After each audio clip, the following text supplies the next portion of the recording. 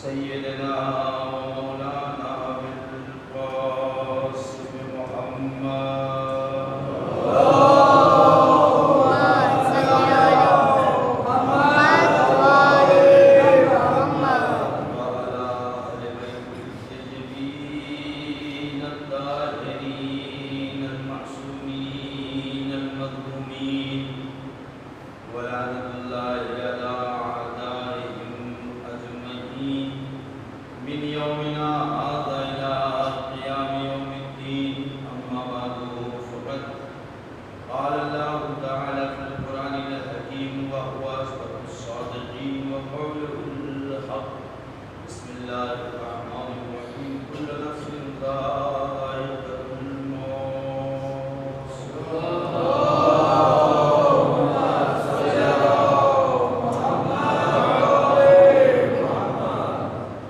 بزرگان محترم، معزز سامعین کرام،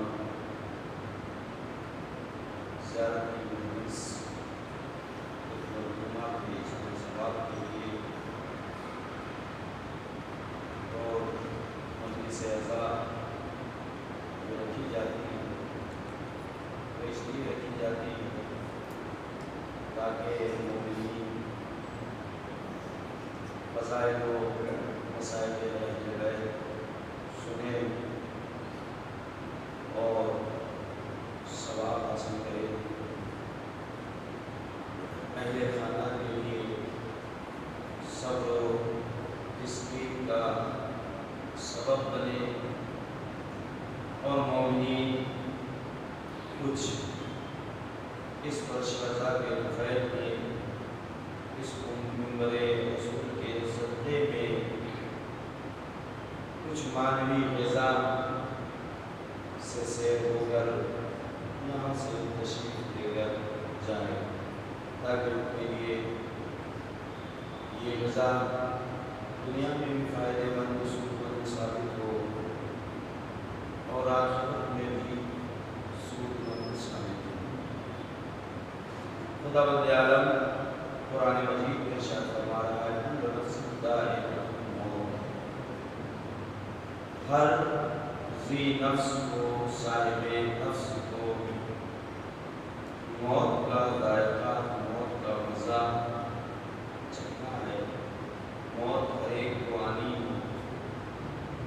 بس اتنا ہے کہ کبھی ایسے وقت پہ موت آتی ہے کہ انسان کے وہم و گمان میں بھی نہیں ہوتا کہ ہمارا عزیز ہمارا رشتہ دار ہماری گودی کا پالا ہوا ہمارے درمیان سے ایسے وقت پر گزر جائے گا.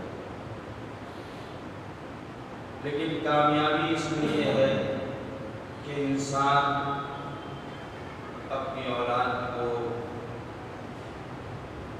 اللہ کی امانت سمجھتے ہوئے کہ جس نے امانت دی تھی اس نے امانت اپنی واپس لے لی. صبر خدا کہہ رہا ہے وبشر الصابرین الذین اذا اصابتهم مصیبہ قالوا انا للہ وانا الیہ راجعون. خوشخبری ہے، بشارت ہے ان کے لیے کہ جب بھی ان کے سامنے ان کے پاس ان کے لیے مصیبت آتی ہے وہ ان مصیبتوں میں صبر کرتے ہیں اور اس کے بعد اپنی زبان سے کلمہ استرجاع جاری کرتے ہیں انا للہ وَإِنَّا إِلَيْهِ رَاجِعُونَ. یہ نعمت، یہ رحمت جو کچھ بھی میری شامل حال تھی پروردگار تیری بارگاہ سے تھی اور ایک تیری ہی بارگاہ میں واپس. کمال ہے انسان صبر کرے. صبر کرنے کے بعد اب ذمہ داریاں انسان کی ختم نہیں ہو جاتی. معاشرہ اگر ہے، سماج اگر ہے تو اس کی اپنی ذمہ داری ہے. عزیز و اقارب اگر ہیں تو ان کی اپنی ذمہ داری، معاشرے کی، سماج کی، مومنین کی، مسلمین کی ذمہ داری یہ ہے کہ اسے غسل و کفن دیں اور ساتھ میں شہادت نامہ جو کہ مستحب ہے اس پہ گواہی دیں، اس کے خیر کے سلسلے میں گواہی دیں، اور جریدتیں یعنی 2 ٹہنیاں جو رکھی جاتی ہیں اس کی بھی بڑی فضیلت ہے۔ حضور گزر رہے تھے پاکستان کی جانب سے، ایک مرتبہ صاحب قبر نے آواز دی، چونکہ اسے معلوم ہوا کہ رحمت للعالمین کا گزر ہو رہا ہے، عذاب رک گیا تھا، فرشتوں سے معلوم کیا کہ عذاب رکا کیوں، کہا یہاں سے رحمت للعالمین کا گزر ہو رہا ہے۔ موقع دیکھا اس نے، فوراً پیش کر دی اپنی بات، یا رسول اللہ، اے اللہ کے نبی، میری بخشش کیجیے، میرے لیے دعا کیجیے، میرے لیے کچھ کام کیجیے۔ تو رسول اللہ کے ساتھ جو اصحاب تھے، ایک صحابی سے کہا یہ کھجور کا درخت جو ہے اس پر چڑھ جا اور ایک ٹہنی کو توڑ کر لا، وہ توڑ کر لاتا ہے، اس کے 2 ٹکڑے بناتے ہیں، رسول سرانے لگاتے ہیں، پائٹی لگاتے ہیں۔ اب جب لگا لیا تو ظاہر سی بات ہے صحاب نے سوال کریں کہ یا رسول اللہ آپ نے ایسا کیوں کیا؟ تو اللہ کے نبی نے جواب دیا کہ میں نے ایسا اس لیے کیا چونکہ یہ ٹہنی جب تک یہ خشک نہیں ہوگی صاحب قبر پر عذاب نہیں۔ تو یہ ذمہ داری ہے معاشرے کی، سماج اس کو پوری کرتا ہے۔ اس کے بعد ہے صدقہ۔ صدقے کے سلسلے میں تمام روایات ہیں، احادیث ہیں، قرآن کی آیات ہے، صدقے کی طرف کہ انسان کو صدقہ دینا چاہیے، اور شب اول دفن صدقہ دینا مستحب ہے۔ اس کے لیے راحت کا سبب ہوتا ہے۔ کسی نے رسول سے سوال کیا، یا رسول اللہ ہم صاحب حیثیت نہیں ہیں، ہمارے پاس اتنا مال و دولت نہیں ہے کہ ہم صدقہ دے سکیں، تو ہمیں کیا کرنا چاہیے؟ تو رسول اللہ نے فرمایا 2 رکعت نماز لیل دفن، یعنی جسے ہم اور آپ نماز وحشت قبر کہتے ہیں، یہ پڑھ لو۔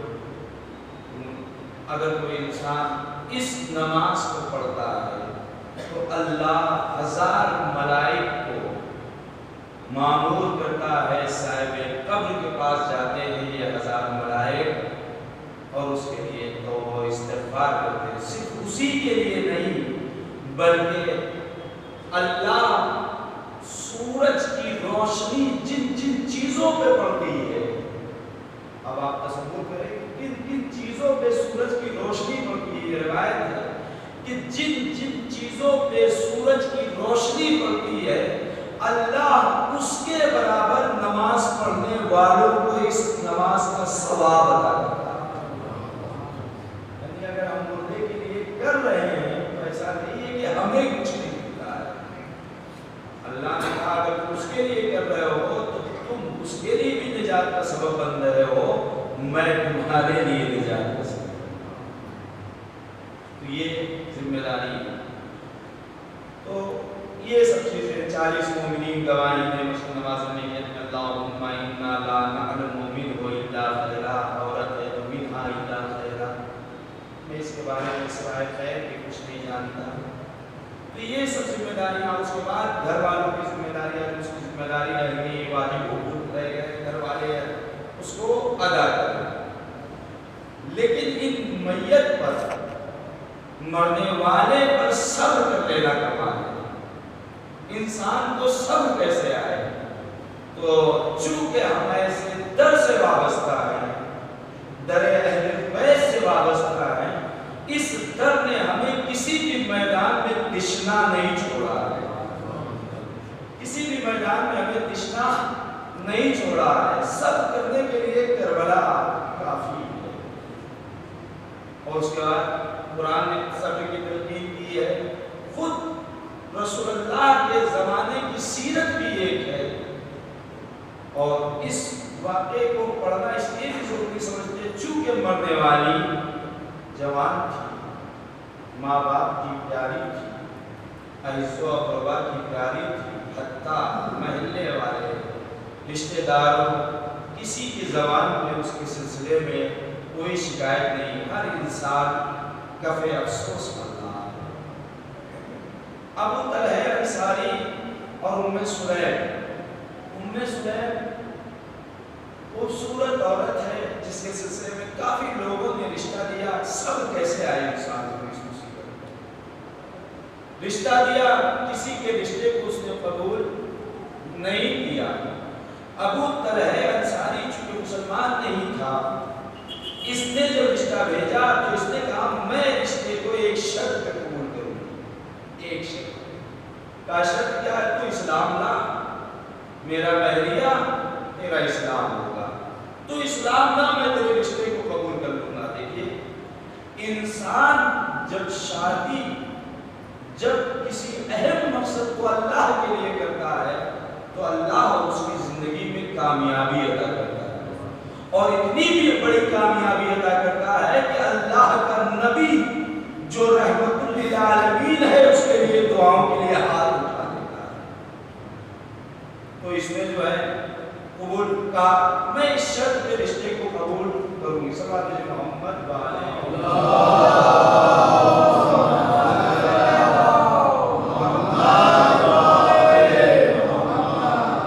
اس نے کہا مجھے تیری شرط منظور ہے۔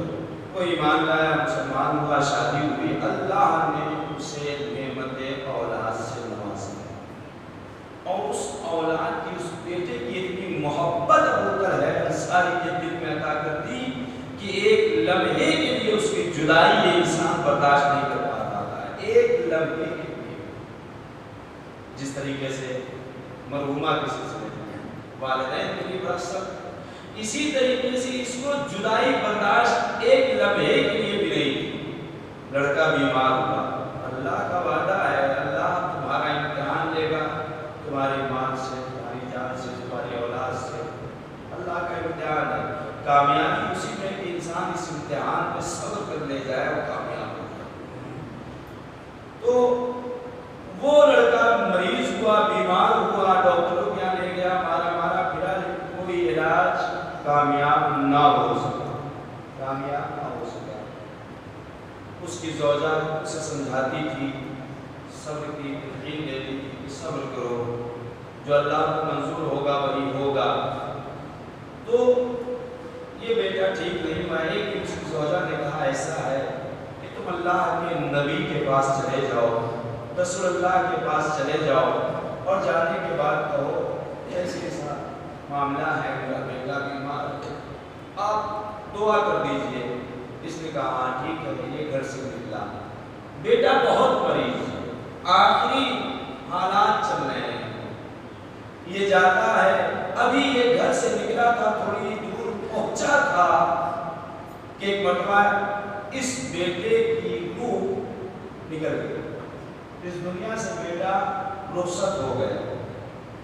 ادھر بیٹا رخصت ہوا، ماں نے جو بھی گریا وغیرہ کرنا تھا، روئی پیٹی، جو کچھ بھی اسے کرنا تھا کیا۔ اس کے بعد اس کی میت کو اٹھا کے کمرے میں بند کر دیا، رکھ دیا کمرے میں، کمرے کو بند کر دیا۔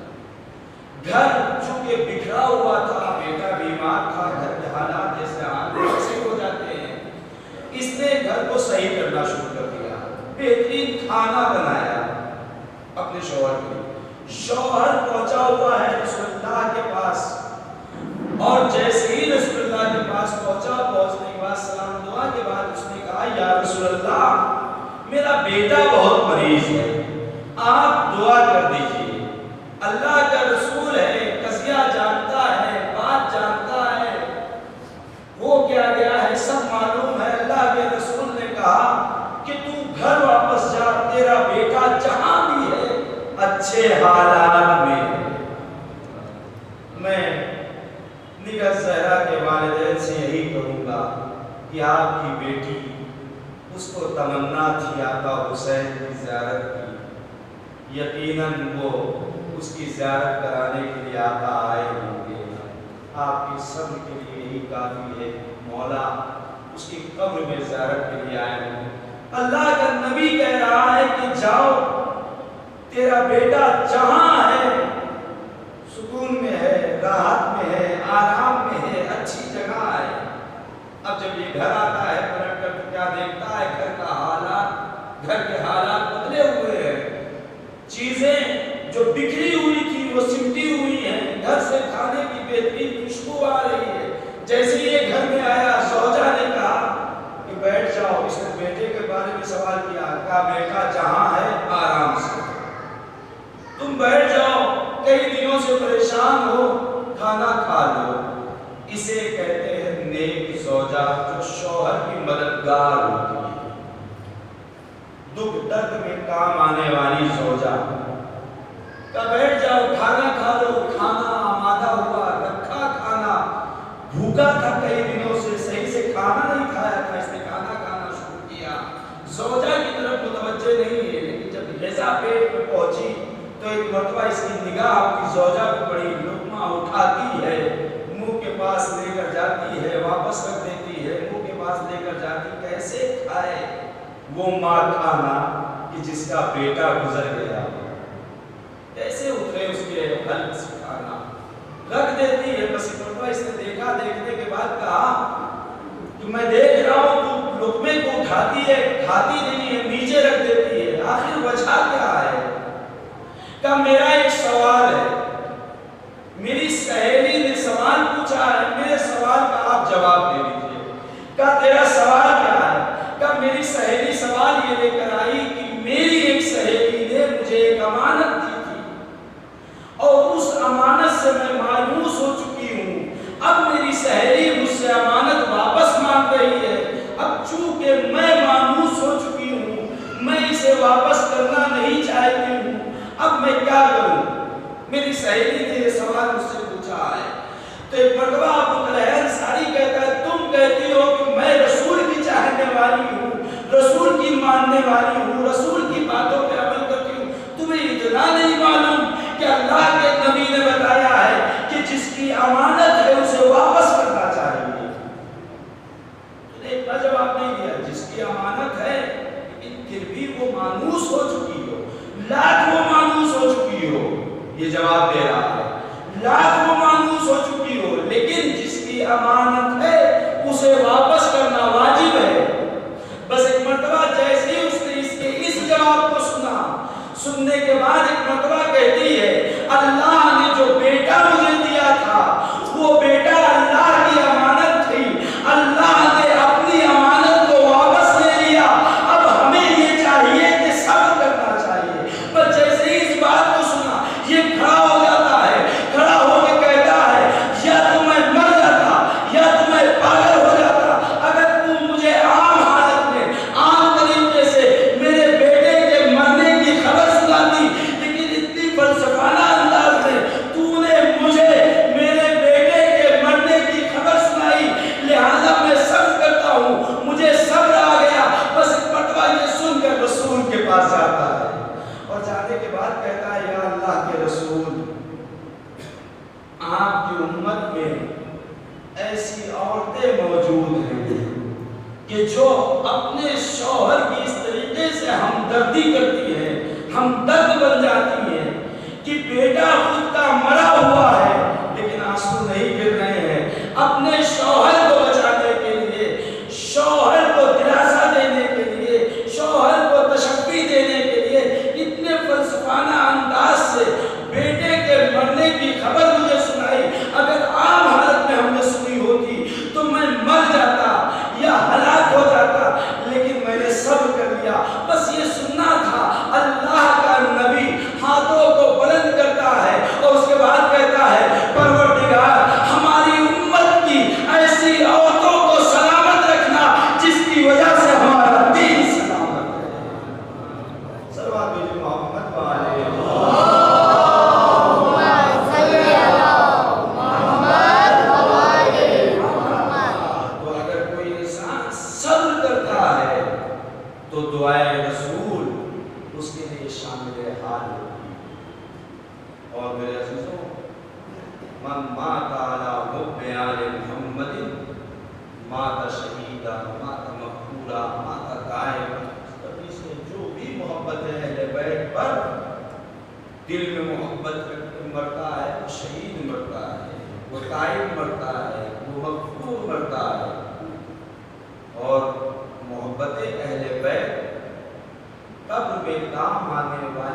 नेकियों में से नेकी है।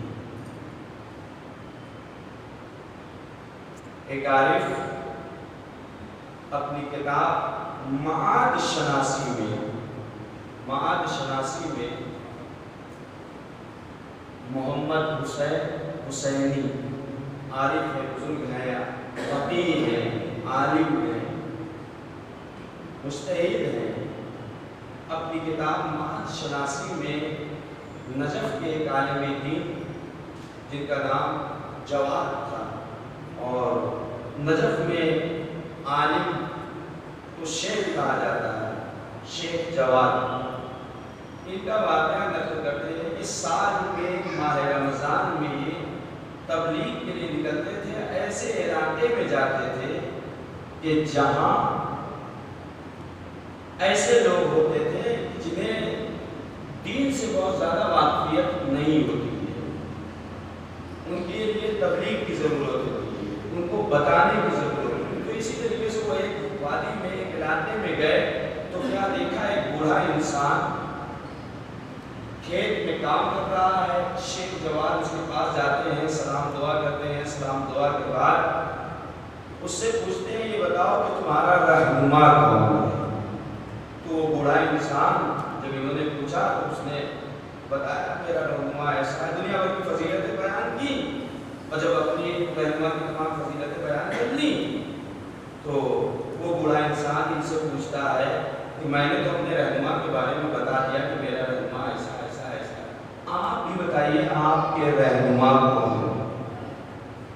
तो शेख जवाद फरमाते, मेरा रहनुमा वो है कि अगर उसका चाहने वाला मगरिब में हो और रहनुमा मशरिक में हो, तो मगरिब से अगर चाहने वाला आवाज देता है तो वो मशरिक से मदद करने के लिए आ जाता है।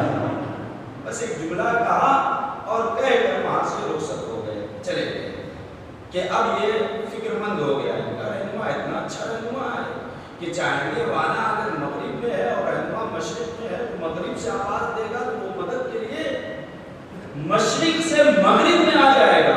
इसके दिल में मोहब्बत पैदा हो गई शेख जवाद के रहनुमा। मम्मा ताला हुब्बे आले मोहम्मदी माता शहीदा।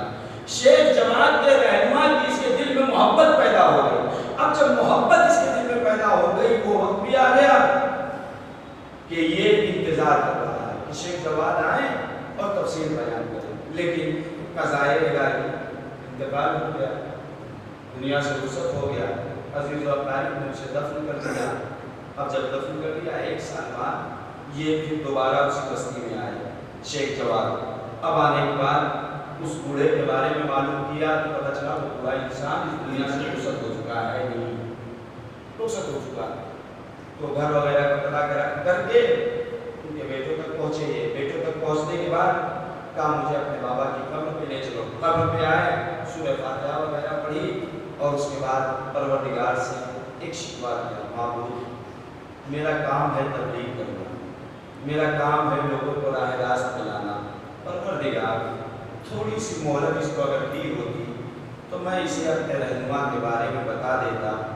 अभी तक ये जुस्तजू में रहा होगा रहनुमा के सिलसिले में। अगर तुम्हें मोहलत दी होती, इंसान की अगर नीयत नेक होती है तो अल्लाह मदद करता है। परवरदिगार थोड़ी मोहलत दी होती, मैं इसे अपने रहनुमा के बारे में बता देता। ये बाईमान दुनिया से रुखसत हुआ होता, अहले सुन्नत था वो, बाईमान दुनिया से रुखसत हुआ होता, मैं अगर अपने रहनुमा के बारे में इसे बता दिया होता। ये कहकर घर वालों ने ये कह के वहां से उठे। बेटों ने कहा, आप मेरे बाबा के दोस्त हैं, मेरे घर चलिए। खाना वगैरह का इंतजाम किया, रात हो गई। बेटों ने कहा, आप रुक जाइए। लेकिन ज़हन में यही बात चल रही थी, काश ये जिंदा रहा होता, मैं अपने रहनुमा के बारे में इसे बताता, बाईमान ये दुनिया से रुखसत होता। यहाँ तक कि रात में ख्वाब में देखता है। देखते हैं शेख जवाद, एक बाग है और उस बाग में यही बूढ़ा इंसान कुर्सी पे बैठा हुआ है। बस मैं उसके करीब गया, उसने जैसे ही मुझे देखा, उस बूढ़े इंसान ने दौड़ कर आके मुझे गले लगा लिया اور گلے لگانے کے بعد ایک جملہ کہا، اے شیخ جواد تم نے مجھے بچا لیا، اگر تم نے مجھے اپنے رہنما کے بارے میں نہ بتایا ہوتا تو آج میری لٹیا ڈوب گئی ہوتی، آج مجھے نجات نہ ملتی۔ کہا کیا مطلب؟ مجھے کچھ سمجھ میں نہیں آیا۔ کہا سنو میں بتائے دے رہا ہوں، جب مجھے دفن کر کے میرے عزیز و اقارب چلے گئے، میرے رشتہ دار چلے گئے، جب سب چلے گئے تو ایک مرتبہ عذاب کے فرشتے آئے، فرشتوں نے آنے کے بعد مجھ سے سوال کیا، میں سوالوں کا جواب نہیں دے پا رہا تھا، بس ایک مرتبہ فرشتوں نے گرز اٹھایا، میرے اوپر حملہ کرنا چاہا، بس ایک مرتبہ مجھے تمہاری بات یاد آ گئی، تم نے جو کہا تھا کہ میرا رہنما وہ ہے کہ اگر چاہنے والا مغرب میں ہو، رہنما مشرق میں ہو، تو مغرب سے آواز دے تو مشرق سے وہ مغرب میں مدد کرنے کے لیے آ جاتا ہے۔ بس ایک مرتبہ میری زبان سے ایک جملہ نکلا، اے شیخ جواد کے رہنما آؤ میری مدد کرنے کے لیے۔ جیسے ہی میں نے یہ جملہ کہا، آپ کا رہنما میرے سامنے آ گیا، اور آنے کے بعد ان عذاب کے فرشتوں کو ہٹا دیا، اور ہٹانے کے بعد ایک جملہ کہا جو ان کے ساتھ آئے ہوئے تھے، آنے کے بعد کہا دیکھو اسے عقائد کی تعلیم دو، اسے پڑھاؤ، اور پڑھانے کے بعد اس کا امتحان لو، جب یہ امتحان میں کامیاب ہو جائے تو یہ باغ اس کے حوالے کر دو۔ انہوں نے مجھے پڑھایا، سکھایا، سکھانے کے بعد اب جو میرا امتحان لیا تو میں کامیاب ہوا، اور یہ باغ جو تم دیکھ رہے ہو اسی رہنما نے مجھے عطا کی۔ اے شیخ جواد مجھے ایک شکوہ ہے، تم کہہ رہے تھے میرا رہنما، میرا رہنما، میرا رہنما، مجھے شکوہ یہی ہے کہ تم نے صرف رہنما کہا، یہ نہیں کہا وہ علی ہے۔ صلوات محمد علیہ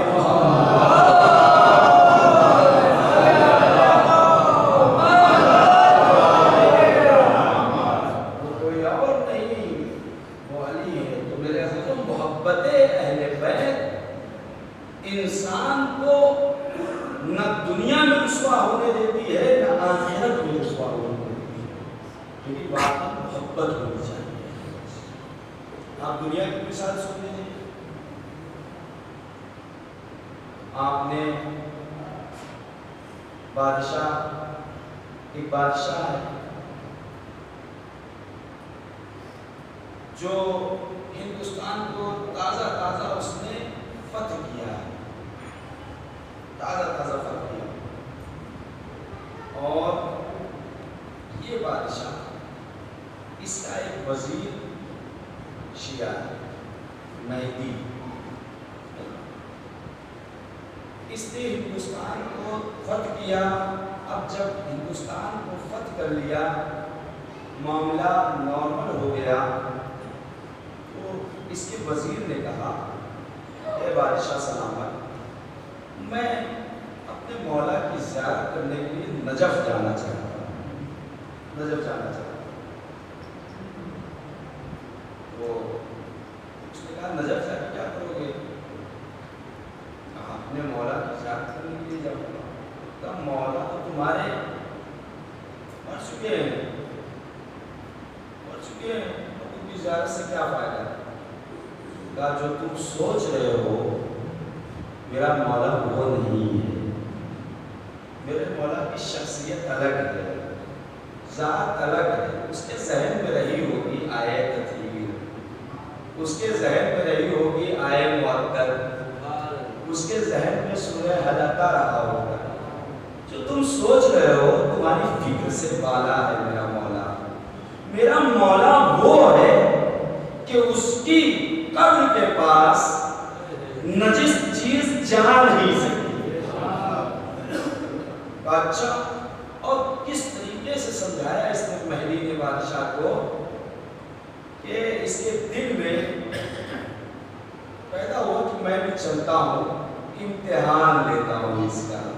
چاہنے والوں کا لوگ امتحان لیتے ہیں، لیکن جو در اہل بیت سے متمسک ہو وہ کبھی ناکام نہیں ہوتا ہے، ہمیشہ کامیاب ہوتا ہے۔